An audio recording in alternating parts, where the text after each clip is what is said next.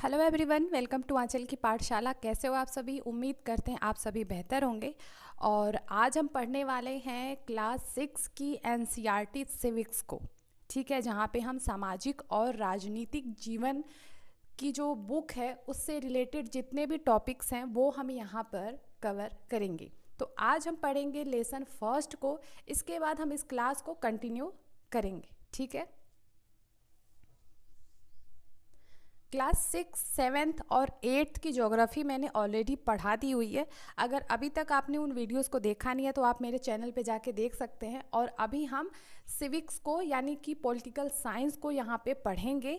और इसके बाद हम जब 6, 7, 8th की सिविक्स को हम कंप्लीट कर लेंगे तो हम हिस्ट्री को फिर हम डिस्कस करेंगे। ओके, तो चलिए विदाउट एनी डिले हम स्टार्ट करते हैं आज के चैप्टर को, जिसका नाम है विविधता की समझ।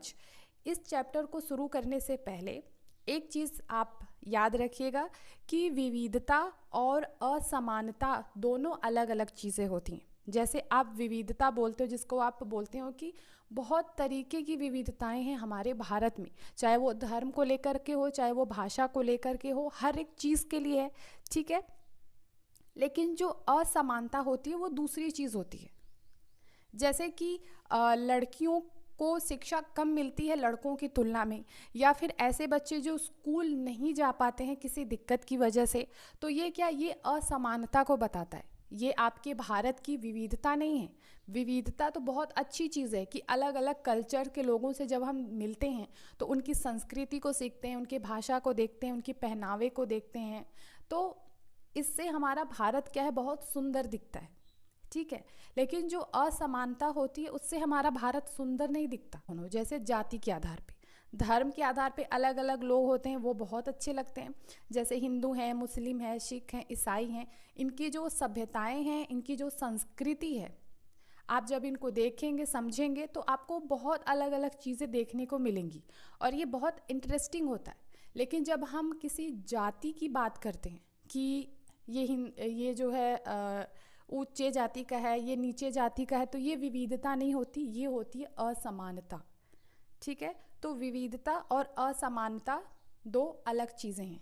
असमानता को क्लास 6 के सिविक्स में गैर बराबरी का नाम दिया गया है, फिर इसी को रिलेट करके असमानता का नाम यहाँ पे मेंशन किया गया है, क्योंकि किसी भी बच्चे को जो अभी बहुत छोटा है उसको नहीं समझ में आएगा कि असमानता क्या होती है। तो पहले उसको गैर बराबरी का वर्ड दिया गया, इसके बाद उसको रिलेट कर दिया गया असमानता से। ठीक है, हमारी एनसीईआरटी में एक बहुत ही अच्छा चेंज हुआ है। जैसे आप यहाँ पे लेसन को स्टार्ट करने से पहले यहाँ पे एक बॉक्स में कुछ चीज़ें दी गई हैं। जब आप पाठ की शुरुआत में देखेंगे तो आपको एक सेंटेंस मिलेगा, अपनी कक्षा में चारों तरफ नज़र दौड़ाइए, क्या कोई ऐसी साथी है जो बिल्कुल आपकी तरह दिखती है। तो यहाँ पे क्या है, स्त्रीलिंग का यूज़ हुआ है और पूरे पाठ में स्त्रीलिंग को ही मेंशन किया गया है। पहले क्या होता था, पहले होता था जैसे इसी लाइन को अगर हम पढ़ें तो पहले के टाइम पे बुक में क्या लिखा होता था, अपनी कक्षा में चारों तरफ नज़र दौड़ाइए, क्या कोई ऐसा साथी है जो बिल्कुल आपकी तरह दिखता हो। तो ये क्या होता था कि पुल्लिंग को हमेशा बताता था। जब भी आप बुक में कोई स्टोरी पढ़ते हो मोस्टली वहाँ पे पुल्लिंग का ही बताता था कि वो जाता है, वो खाता है, वो जितनी भी एक्टिविटीज़ स्टोरी के थ्रू हमें दिखाई जाती थी, और हम ये मानते थे कि इसमें जो है लड़का और लड़की दोनों सम्मिलित हैं। ठीक है, शिक्षा में लड़कियों को समान स्थान और अवसर मिले, इसके लिए कई स्तर पर प्रयास किए जा रहे हैं। इसी में से एक तरीका ये भी है कि आप जो है सीधे लड़कियों को संबोधित करें। यदि हम अभी तक की पाठ्य पुस्तक में देखें तो उनमें पढ़ने वाले को हमेशा एक लड़का मानकर पुल्लिंग रूपों का ही प्रयोग होता था, और हम मान लेते थे कि वो स्त्रीलिंग भी उसी में शामिल है, क्योंकि बच्चे तो सब हैं, चाहे वो लड़का है चाहे वो लड़की है, लेकिन मेंशन वहाँ पे पुल्लिंग रूप का ही होता था और हम ये मान लेते थे कि स्त्रीलिंग इसी में शामिल है। तो अभी चेंज करके क्या किया गया है, वहाँ पे स्त्रीलिंग का इस्तेमाल किया कि अब आपको ये मान लेना है कि वहाँ पे पुल्लिंग भी इंक्लूड है। ठीक है, और ये बहुत अच्छी चीज़ है जो अभी एनसीईआरटी में नया जो है ऐड हुआ है। ठीक है, तो चलिए हम इस चैप्टर को स्टार्ट करेंगे। यहाँ पे आपको एक बहुत ही अच्छी बात बताई गई है। अपनी कक्षा में चारों तरफ नज़र दौड़ाइए। क्या कोई ऐसी साथी है जो बिल्कुल आपकी तरह दिखती है?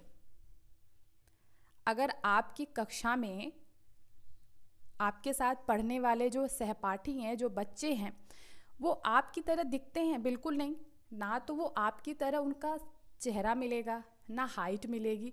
हाइट मिल सकती है, थोड़ा छोटा बड़ा, इट्स ओके, बट वो अलग धर्म का होगा, उसका रहन सहन अलग होगा, उसका खान पान अलग होगा, उसकी भाषा अलग होगी, उसका त्यौहार अलग होगा। सेम भी हो सकता है आपकी कक्षा में, मान लीजिए कि आपकी कक्षा में 25 बच्चे हैं, तो उस 25 बच्चे में से हो सकता है कि 6, 7 या 10, 12 बच्चे आपके जैसे हैं, ठीक है, जैसे मिलते जुलते आपसे हैं, लेकिन उसमें बाकी के जो बच्चे हैं वो अलग अलग धर्म के हैं। तो बाकी के जो 15 बच्चे आपसे मिलते जुलते हैं, भले उनका धर्म आपसे मिलता जुलता हो, मान लीजिए आप हिंदू हैं, हो सकता है वो 15 हिंदू हों, लेकिन क्या उनका रहन सहन आपकी तरह है? नहीं। क्या वो वैसे ही रहते हैं जैसे आप रहते हैं? क्या आप उनके घर का कंडीशन वैसा ही है जैसा आपका है? तो कोई भी इंसान किसी से थोड़ा बहुत मिलता जुलता है, लेकिन आप बोलो कि वो बिल्कुल एक जैसा हो, तो वो नहीं होता है। तो ये है विभिन्नताएं कि हमारी कक्षा में अलग अलग धर्म के लोग रहते हैं, अलग अलग रहन सहन होती है बच्चों का, खान पान अलग होता है, उनकी भाषा त्यौहार अलग होता है, वो अलग अलग क्षेत्रों से आए होते हैं। तो इस तरीके से वे आपसे अलग होते हैं, और इन्हीं विभिन्नताओं के कारण ही भारत में विविधता है। विविधता या अनेकता हमारे जीवन को किस तरह बेहतर बनाती है, इस चैप्टर के थ्रू इसको हम समझेंगे। ओके, तो यहाँ पे आपको ये डायग्राम दिख रहा है, ठीक है। 3 बच्चों ने ऐसा चित्र बनाया। अब यहाँ पे एक बॉक्स खाली है। चौथे बच्चे को कहा गया कि आप इसमें चित्र बनाइए। 3 बच्चों ने ऐसा चित्र बनाया, चौथे बच्चे को कहा गया आप इसमें चित्र बनाइए। तो अब वो बच्चा जो बनाएगा चित्र, जो भी बना रहा है, चाहे वो पहाड़ बना रहा हो, घर बना रहा हो, ठीक है, जैसा भी वो बनाएगा चित्र, तो अभी उसका जो चित्र है वो इन तीनों से अलग होगा, क्योंकि देखिए ये तीनों चित्र भी एक दूसरे से अलग हैं। आप इमेज में देखेंगे ये अलग है, ये कुछ अलग है, ये कुछ अलग है। अब चौथा बच्चा जो बनाएगा वो अलग होगा, ठीक है। तो इसका कहने का मतलब ये है कि ये जो तीनों चित्र हैं ये आपस में नहीं मिल रहे, क्योंकि इसका रीज़न ये है कि हम सबका चित्रकारी करने का तरीका अलग अलग होता है, और ये भी हमारी विभिन्नता को ही दिखाता है। उसी तरीके से हमारे रंग रूप, खान पान आदि में भी भिन्नता आपको देखने को मिलेगी।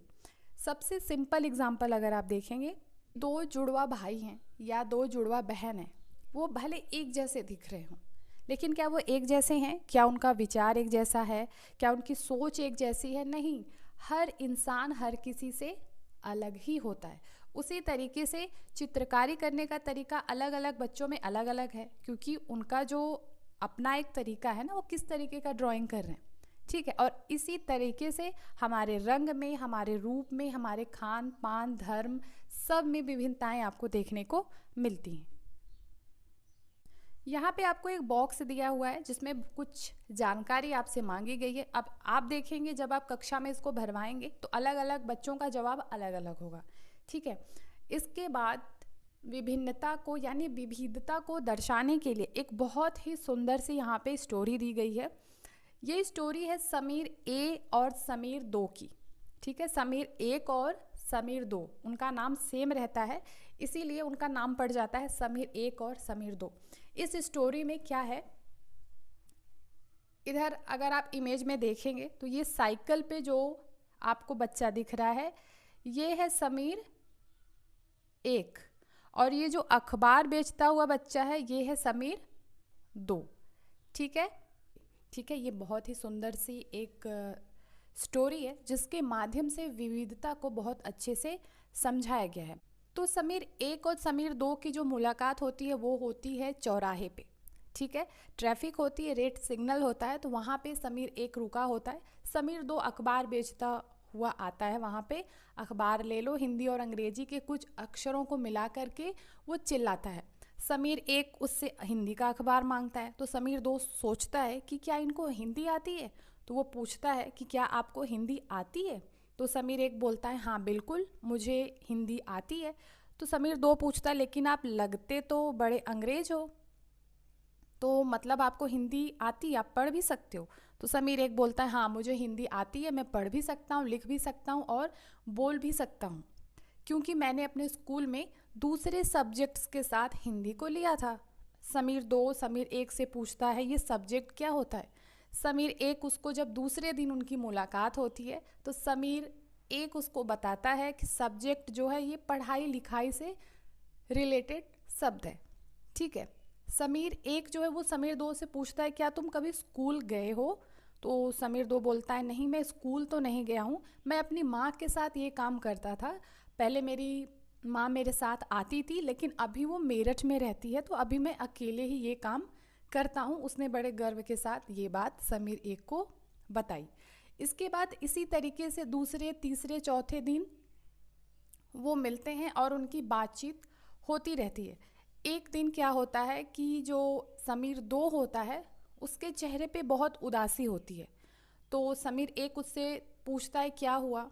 तो समीर 2 कहता है कि मेरठ में दंगे हो गए हैं, सांप्रदायिक दंगे, क्योंकि उसका परिवार मेरठ में ही रहता है।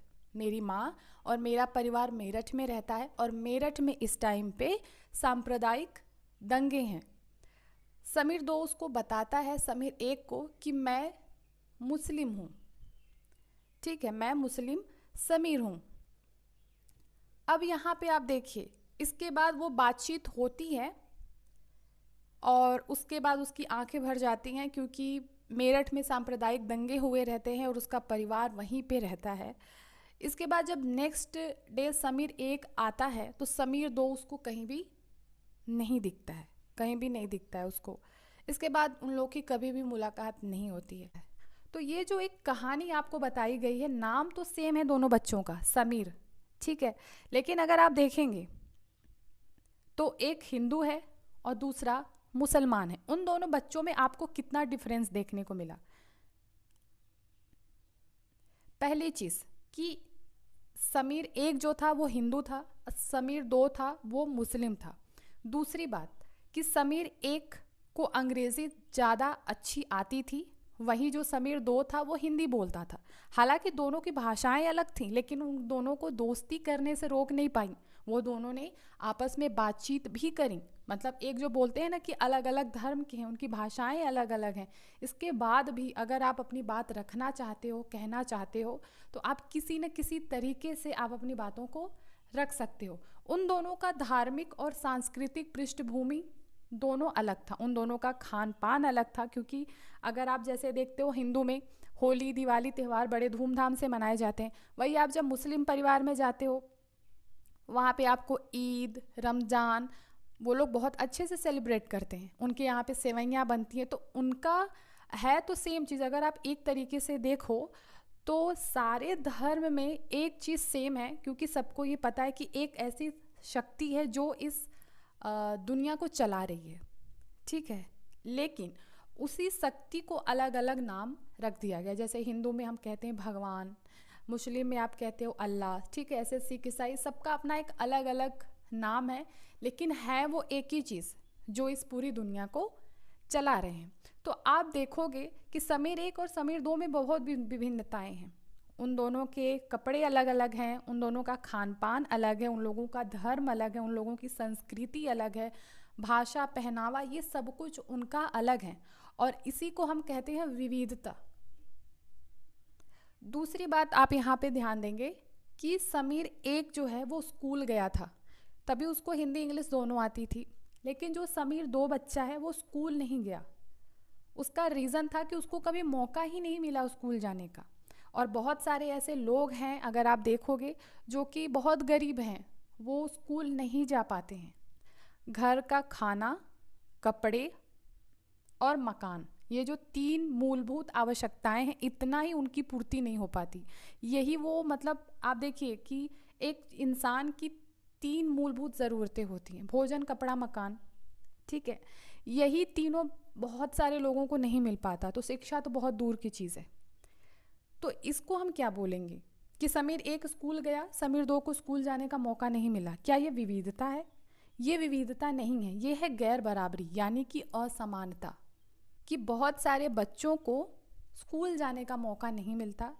बहुत सारे ऐसे पिछड़े इलाके होते हैं जहाँ पे शिक्षा की व्यवस्थाएं नहीं होती हैं। लड़कियों की अगर आप देखें तो उनको शिक्षा बेसिकली नहीं मिल पाती है जितना एक लड़के को मिलती है।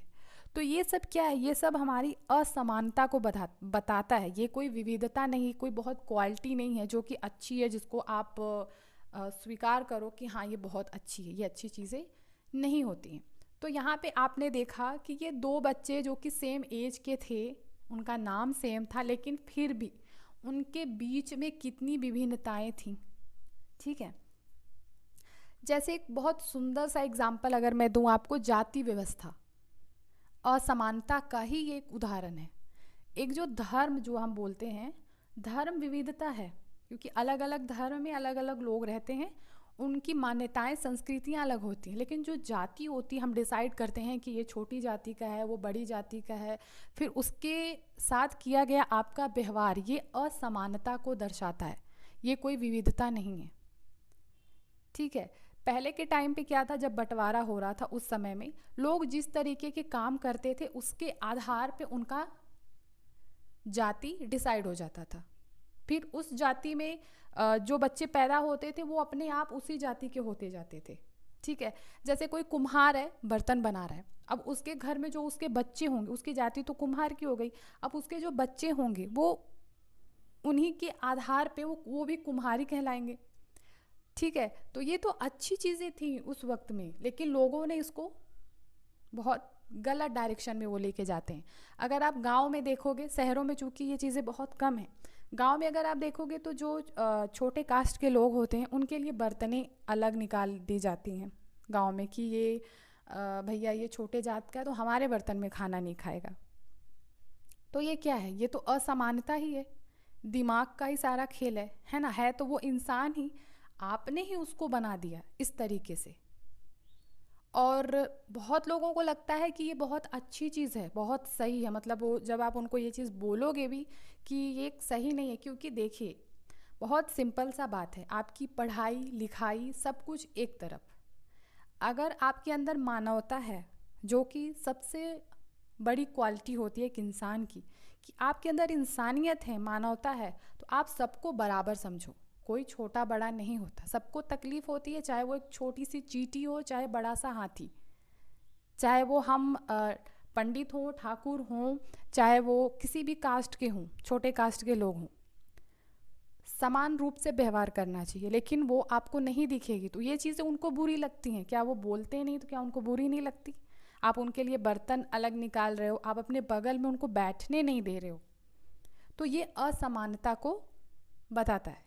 ठीक है, तो विविधता हमारे जीवन को कैसे समृद्ध करती है, इस चीज़ को हमने यहाँ पे देखा। जैसे समीर एक और समीर दो, जैसे समीर एक और समीर दो दोस्त बने, ठीक वैसे ही आपकी सहेलियाँ भी होंगी, आपकी कक्षा में आपके फ्रेंड्स होंगे जिनके घर में अलग अलग तरीके के खाना, मतलब वो आपके घर आते होंगे तो कुछ खाना डिश खाते होंगे, आप उनके यहाँ पे जाते होंगे, कुछ नई चीज़ें सीखते होंगे, अलग अलग तरीके के त्यौहार मनाते होंगे, कपड़े पहनते होंगे, थोड़ी बहुत उनकी भाषाएं भी आपने सीखी होगी।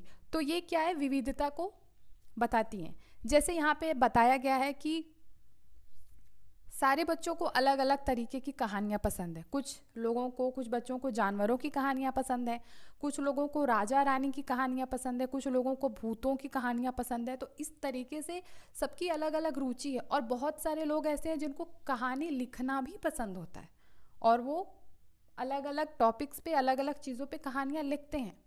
ठीक है, लेकिन एक चीज़ आप ध्यान दीजिएगा, जो भी आप कहानियों की बुक्स पढ़ते हैं या फिर जो भी चीज़ आप पढ़ते हैं, उन लोगों को प्रेरणा कहाँ से मिलती है उस कहानी को लिखने के लिए? क्योंकि वो अलग अलग जगहों पे जाते हैं, अलग अलग माहौल में रहते हैं, तो वहाँ से उनको कहानी लिखने की प्रेरणा मिलती है। ठीक है, लेकिन जैसे आप जंगल में रह रहे हैं, तो आप जंगल में जो चीज़ें आप देख रहे हो, जानवरों को देख रहे हो, पेड़ पौधों को देख रहे हो, तो आप उनके बारे में बेहतर जान रहे हो, तो आप उसके ऊपर कहानी लिख सकते हो। ठीक है, बहुत लोगों को राजा रानी पहले के टाइम पे, तो आप उस पर रिसर्च करते हैं, लोग उस पर कहानियाँ लिख रहे हैं। तो इस तरीके से उसके बारे में जानना और उसके बारे में अनुभव करके कहानी लिखना दोनों चीज़ें बहुत ज़रूरी होती हैं। जैसे आपको एक एग्ज़ाम्पल अगर हम दें, तो मान लीजिए आपको एक ऐसी जगह पे रखा जाए जहाँ पे केवल 2 ही रंग के कपड़े आपको पहनने हैं, ठीक है? रंग ऐसे तो बहुत सारे कलर्स हैं, लेकिन आपको सिर्फ 2 रंग के कपड़े पहने, लाल और सफ़ेद, ठीक? एक तरह का खाना खाना है, एक ही तरह का, बस आलू खाना है और कुछ नहीं खाना है। लाल और सफ़ेद रंग के कपड़े पहनने हैं, खाने में आलू खाना है, और केवल 2 पशु पक्षी आप पाल सकते हैं, सब लोग सिर्फ 2, वो 2 भी सिलेक्टेड हैं, हिरन और कौवा। उसके अलावा आप कोई पशु पक्षी नहीं रख सकते हो, ठीक है? और जब आपको मनोरंजन करना है तो आप केवल सांप सीढ़ी का खेल खेलते हो। अब इतनी सेलेक्टेड चीज़ें हो गई। अब आपको बोला जाए कहानी लिखो, आप ऐसी जगह पे रह कर के कैसे कहानी लिख पाएंगे जहाँ पे विविधता कुछ है ही नहीं? मतलब सब लोग जितने नज़र आ रहे हैं सब काले और सफ़ेद पहने हुए घूम रहे हैं, सिर्फ आलू खा रहे हैं, सिर्फ लूडो ही खेल रहे हैं, या फिर सिर्फ हिरन और कौवा ही पाले हैं, तो विविधता तो कहीं है ही नहीं। आप कहानी लिख ही नहीं पाओगे।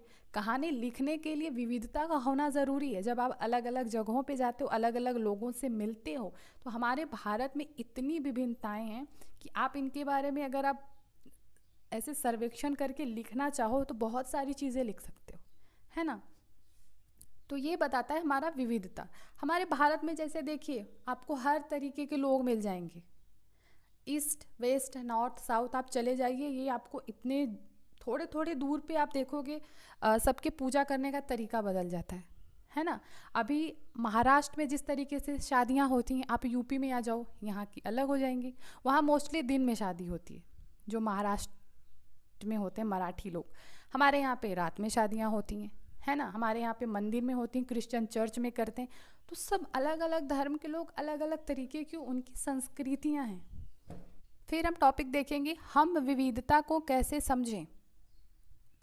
देखिए पहले के टाइम पे भी लोग एक स्थान से दूसरे स्थान पे जाते थे। जैसे अभी लोग एरोप्लेन से जाते हैं, और ट्रेन से जाते हैं, बस से जाते हैं, कार से जाते हैं, ठीक है?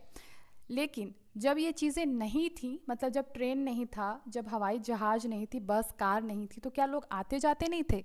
बिल्कुल आते जाते थे। तब उनके साधन दूसरे होते थे। जैसे वो जो पानी का जहाज़ होता है, ज़्यादातर समुद्री मार्गों के रास्ते लोग एक स्थान से दूसरे स्थान पर जाते थे। इसके अलावा जो घोड़े हैं, ऊँट हैं, उस पर बैठ कर के जाते थे, है ना? जाते तो थे ही। दिक्कत क्या होती थी कि अभी लोग जाते हैं और वापस चले जाते हैं, क्योंकि सुविधाएं ज़्यादा हैं। आप प्लेन से यहाँ से मुंबई जा रहे हैं, 2 घंटे में पहुँच जा रहे हैं ना? तो सुविधाएं ज़्यादा हैं, तो आप जा कर के वापस बहुत जल्दी आ सकते हो। लेकिन पहले के वक्त में क्या होता था, जाने में बहुत समय लगता था, तो लोग ऐसे नहीं जाते थे। बहुत रीज़न होता था जाने का। जैसे कि बहुत लोग खेती के लिए जाते थे, जहाँ पे खेती के लिए उपयुक्त जलवायु है, मिट्टी है, पानी सब कुछ है, तो वहाँ पे लोग रहने जाते थे, और वहाँ पे लंबे समय तक रह करके ही कहीं दूसरी जगह जाते थे, क्योंकि आने जाने में बहुत ज़्यादा समय लगता था, ठीक है? तो नई जगहों पे जाने के बहुत सारे कारण होते थे। कुछ लोग व्यापार के लिए जा रहे हैं, कुछ लोग खेती के लिए जा रहे हैं, कुछ लोग वहाँ रहने के लिए जा रहे हैं, ठीक है? या तो फिर अकाल पड़ गया, सूखा पड़ गया, तो लोग मूव कर जाते थे दूसरी जगह। तो ये सब चीज़ें होती थी जब इंसान नए जगहों पे जाता था। दूसरी चीज़ क्या थी कि जब आप किसी नए जगह पे जाते थे तो आप अपने साथ अपनी संस्कृति तो लेकर के जाते ही थे, ठीक है? साथ ही अब वहाँ पे जो पहले से लोग रह रहे हैं, उनकी संस्कृति को आप भी सीखते थे। तो इस तरीके से क्या होता था कि विविधताएं होती थी। हम कुछ अपनी, जैसे मैं अभी यहाँ पे रह रही हूँ, ठीक है?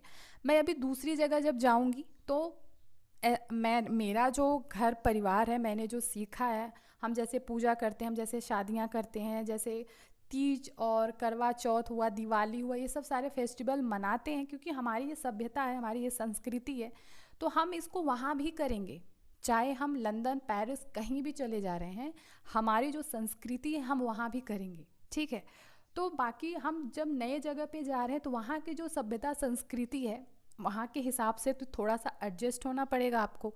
वो भी चीज़ें आप सीखोगे, फिर आपकी चीज़ें भी लोग सीखेंगे। तो इस तरीके से संस्कृति क्या है, एक जगह से दूसरी जगह पे जाती है, ठीक है?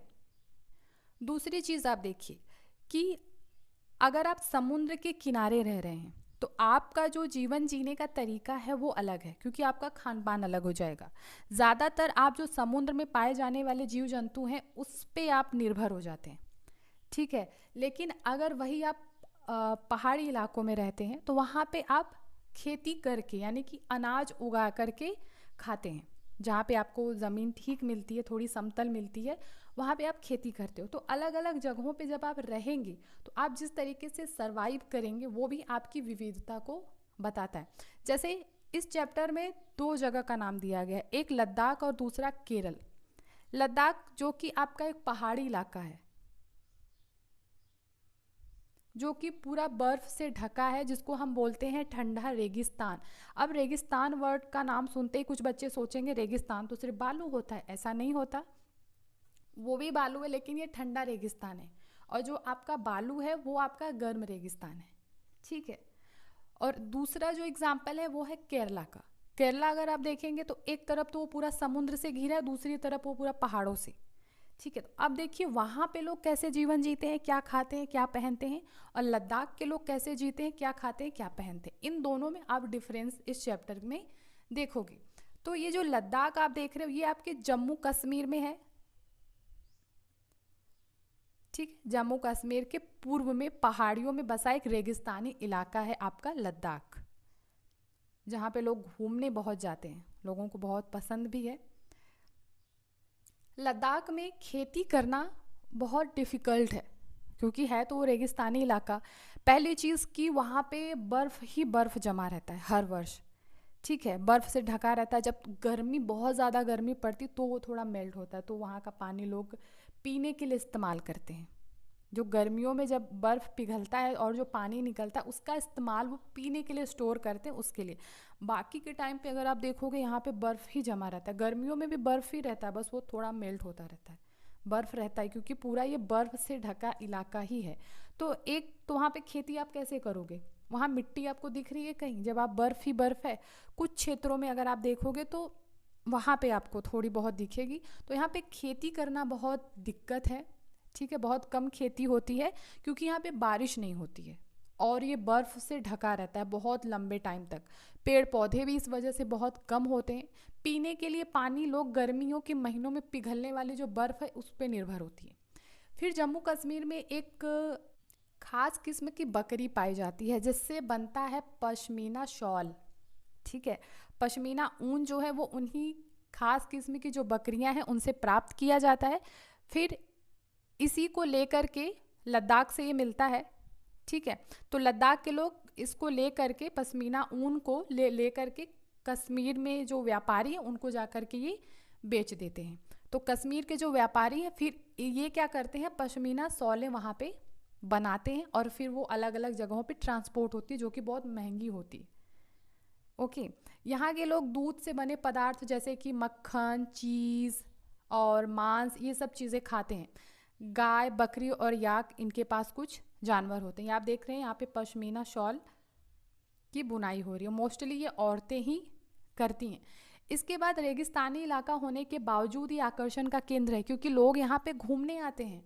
इसके अलावा ये व्यापार के लिए भी एक अच्छा रास्ता है क्योंकि यहाँ कई घाटियाँ हैं जिनसे गुजरकर मध्य एशिया के काफिले उस इलाके में पहुँचते हैं जिसे आज हम तिब्बत कहते हैं। क्या आपको पता है कि लद्दाख को भी छोटा तिब्बत कहा जाता है। ये काफिले अपने साथ मसाले, कच्चा रेशम, दरिया आदि लेकर के चलते हैं। लद्दाख के रास्ते ही बौद्ध धर्म जो है वो तिब्बत में पहुंचा था और लद्दाख को छोटा तिब्बत भी कहते हैं। यहाँ पे इस्लाम धर्म का जो परिचय है वो लगभग 400 साल पहले यहाँ पे हुआ था और यहाँ पे इस टाइम पे बहुत अच्छी संख्या में आपको मुसलमान देखने को मिलेंगे। तिब्बत का एक ग्रंथ है जिसको कहते हैं केसर सागा। ये आपका सीटेट में आया हुआ क्वेश्चन है, आपसे पूछ सकता है कि तिब्बत का ग्रंथ किसको कहते हैं। केसर सागा को कहते हैं, जो कि लद्दाख में बहुत प्रचलित है। उसके स्थानीय रूप में मुसलमान और बौद्ध दोनों ही लोग गाते हैं और उस पर नाटक भी खेलते हैं। लद्दाख के लोगों को ना गाना और कविता बहुत ही प्रसिद्ध है, बहुत पसंद है उनको। लद्दाख में गानों और कविताओं का बहुत ही समृद्ध मौखिक संग्रह आपको देखने को यहाँ पे मिलेगा।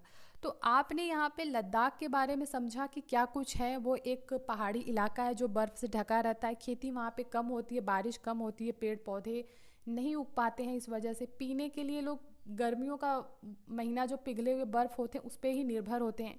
एक ख़ास किस्म की बकरी होती है जिससे पश्मीना ऊन मिलता है, फिर लद्दाख के लोग उन ऊन को निकाल के कश्मीर में ले जाके व्यापारियों को दे देते हैं, वहाँ से पश्मीना शॉल बनती है, फिर पूरे देश में जाती है और पश्मीना शॉल बहुत महंगी मिलती है।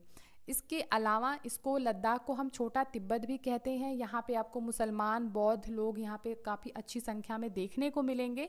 तिब्बत का ग्रंथ है केसर सागा जो कि लद्दाख में बहुत प्रचलित हैं, और भी बहुत सारी चीज़ें हमने देखी। तो ये है लद्दाख कि आपने लाइफस्टाइल को समझा कि लोग क्या खाते हैं। खाने में जैसे दूध से बने पदार्थ हैं, मक्खन है, चीज़ है और मांस है, ये सब चीज़ें ये लोग खाते हैं, ठीक है। ये है लद्दाख। अब हम देखते हैं केरला के बारे में। केरल अगर आप देखेंगे तो भारत के दक्षिणी पश्चिमी कोने में स्थित है, ठीक है। तो दक्षिणी में है, एक तरफ तो ये समुद्र से घिरा है, दूसरी तरफ ये पहाड़ियों से, ठीक है। इन पहाड़ियों में आपको कई तरीके के मसाले देखने को मिलेंगे, जैसे काली मिर्च है, लौंग है, इलायची है, ये सब चीज़ें आपको देखने को मिलेगी। तो जो केरल है वो मसालों के लिए बहुत फेमस है, मतलब मसालों के कारण ही यह क्षेत्र जो है व्यापारियों के लिए बहुत ही आकर्षक का केंद्र है, ठीक है। सबसे पहले केरल में अरबी और यहूदी आए थे। कौन आया था केरल में सबसे पहले?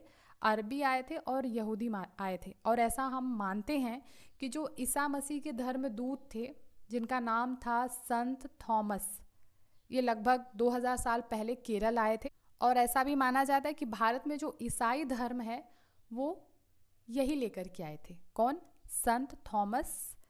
भारत में ईसाई धर्म लाने का श्रेय इन्हीं को जाता है। फिर बहुत सारे व्यापारी यहाँ पर आए और आके बसे भी, जैसे इब्न बतूता था, वो जब यहाँ पे आया तो उसने जो अपनी पुस्तक लिखी उसमें उन्होंने लिखा कि यहाँ के जो मुसलमान होते हैं वो उनकी बड़ी इज्जत होती है, ठीक है। फिर वास्को डिगामा आए जिन्होंने भारत की खोज की थी, पानी के जहाज से यहाँ पहुँचे। तो पुर्तगालियों ने यूरोप से भारत तक का समुद्री रास्ता जाना कि कैसे भारत जाते हैं यूरोप से भारत में। इसके बाद आपको यहाँ पे बहुत सारे धर्म मिलेंगे, जैसे यहूदी मिलेंगे, इस्लाम मिलेंगे, ईसाई मिलेंगे, हिंदू मिलेंगे, बौद्ध, इतने सारे धर्म आपको केरल में देखने को मिलेंगे। चीन के व्यापारी भी केरल आए थे, ठीक है। यहाँ पर मछली पकड़ने के लिए जो जाल इस्तेमाल हो रहा था वो चीनी जालों से हूबहू मिलता था, जिसे हम चीन वाला कहते थे। तलने के लिए जिस बर्तन का इस्तेमाल करते थे उसे चीना चट्टी कहते थे। तो चीन शब्द इस बात की ओर हमें इशारा देता है कि इसकी उत्पत्ति कहाँ से हुई है। केरल में उपजाऊ ज़मीन भी है और जलवायु भी अच्छी है, इस वजह से वहाँ पे चावल अच्छी मात्रा में हो जाता है। यहाँ के अधिकतर लोग अगर आप देखेंगे तो मछली, सब्जी और चावल ही खाते हैं। तो अभी आपने लद्दाख के बारे में देखा कि क्या कुछ है, वो क्या खाते हैं, क्या पहनते हैं, कौन सी चीज़ें वहाँ पे फेमस हैं। फिर आपने केरल को भी देखा कि यहाँ पे लोग क्या खाते हैं, यहाँ पे जैसे मसालों के लिए ये आकर्षण का केंद्र है, यहाँ पे कौन कौन धर्म के लोग रहते हैं, इन सारी चीज़ों को हमने यहाँ पे देखा। तो इसके बाद अगर आप देखेंगे केरल में मनाए जाने वाले त्यौहार ओणम एक विशेष आकर्षण है जो कि नाव प्रतियोगिता होती है। तो हमने केरल और लद्दाख की भौगोलिक स्थितियों को देखा जो कि एक दूसरे से बिल्कुल अलग है। फिर भी इनके अगर हम इतिहास को देखते हैं तो इसमें एक ही प्रकार की सांस्कृतिक प्रभाव है। दोनों ही क्षेत्र में चीन और अरब से जो आने वाले व्यापारी हैं उन्होंने इसको प्रभावित किया। केरल की जो भौगोलिक स्थिति है वो मसालों की खेती के लिए बहुत अच्छी है, जबकि लद्दाख की जो भौगोलिक स्थिति है वो ऊन के व्यापारियों के लिए बहुत अच्छी है। तो इस तरीके से अलग अलग क्षेत्र में जिस तरीके की भौगोलिक स्थितियाँ होती हैं वहाँ पे उस तरीके का जो व्यापार है वो डेवलप होता है। ओके, तो जब आप किसी नए क्षेत्र में जाते हो, नए जगह पे जाते हो, तो आप वहाँ की संस्कृति को देखते हो, आप वहाँ के रीति रिवाज को देखते हो, अलग अलग समुदाय के लोगों से मिलते हो, अलग अलग धर्म में जाते हो। तो इस तरीके से आप विविधताओं को समझते हो। अंग्रेज जब भारत आए उन्होंने देखा कि भारत में बहुत विविधताएं हैं, है ना। तो हम क्या कर सकते हैं कि इनके बीच में फूट डाल सकते हैं, फूट डालो शासन करो। लेकिन ऐसा हुआ नहीं। उन्होंने कोशिश तो काफ़ी की, लेकिन जब भी बात भारत की हो तो चाहे वो किसी भी धर्म के लोग हों, कितनी भी अलग संस्कृति हो, वो एकजुट हो जाते हैं। और उसी की वजह से आज हम अपने देश में सही सलामत और सुरक्षित हैं। ठीक है, तो अनेकता में एकता की बात हो गई कि यहाँ पे अनेकताएं तो बहुत हैं, लेकिन जब भी ज़रूरत पड़ेगी तो हम एक हो जाएंगे। ठीक है, आई होप आपको विविधता का जो एक कॉन्सेप्ट है वो बहुत अच्छे से समझ में आ रहा होगा। यहाँ पे अगर आप देखेंगे, पंडित जवाहरलाल नेहरू की एक बुक है जो है कि भारत की खोज, डिस्कवरी ऑफ इंडिया, जिसमें उन्होंने अनेकता में एकता का विचार दिया है कि किस तरीके से अनेकता होते हुए भी हमारे भारत में एकता है। ये बुक जो है आई थिंक 9th या 11th में मैंने पढ़ी थी, हमारे सिलेबस में भी था। इसके बाद आप देखेंगे कि ये जो ऊपर एक गीत दिया हुआ है आपको, ठीक है, ये गीत, ये है आपका अमृतसर में जब जलियांवाला बाग हत्याकांड हुआ था उसके बाद ये गीत बना था। जलियांवाला बाग हत्याकांड आपको पता ही होगा, जब ब्रिटिश जनरल डायर ने शांति प्रिय निहत्थे लोगों पे खुलेआम गोलियां चलवा दी थी, जो बाग में इकट्ठे थे, अपनी बातों को रख रहे थे। उसमें बहुत सारी महिलाएं, पुरुष, हिंदू, मुसलमान, सिख, कितने सारे लोग थे जो कि अंग्रेजों की जो पक्षपातपूर्ण नीति थी उसका विरोध करने के लिए वहाँ पे इकट्ठे हुए थे। ठीक है, बहुत सारे लोग उसमें मरे थे, बहुत सारे लोग उसमें घायल हो गए थे। उसी के बाद से उन शहीदों की याद में ये गीत जो है लिखा गया था। तो ये आपका चैप्टर, अगर आपसे कोई पूछे कि हमारे राष्ट्रगान को किसके द्वारा रचित है, तो ये है रविंद्रनाथ टैगोर के द्वारा। ओके, तो ये चैप्टर आपका यहीं पे समाप्त होता है। आई होप आपको ये समझ में आया होगा। इसमें बहुत कुछ नहीं है, मतलब एक जो होता है ना कि आप बहुत छोटी छोटी चीज़ों को रट रहे हो, इसमें रटने जैसा कुछ नहीं है, समझने वाली बात है। आप कुछ कुछ पॉइंट्स को देख सकते हो, जैसे कुछ नाम हो गया, कोई डेट्स हो गई, लद्दाख के बारे में जैसी चीज़ें, इसको आपको समझना पड़ेगा।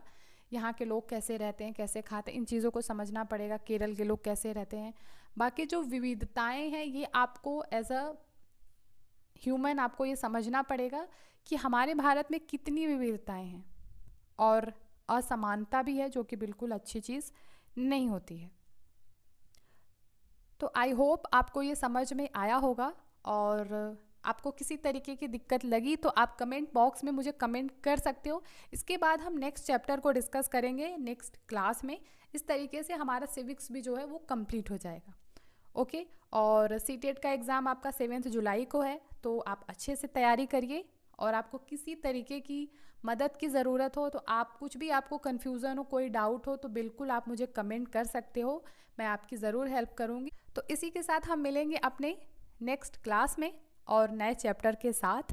तब तक के लिए आप अपना ख्याल रखो, खुश रहो, पढ़ते रहो और पढ़ाते रहो। और जाने से पहले चैनल को लाइक, शेयर, सब्सक्राइब ज़रूर करके जाइएगा।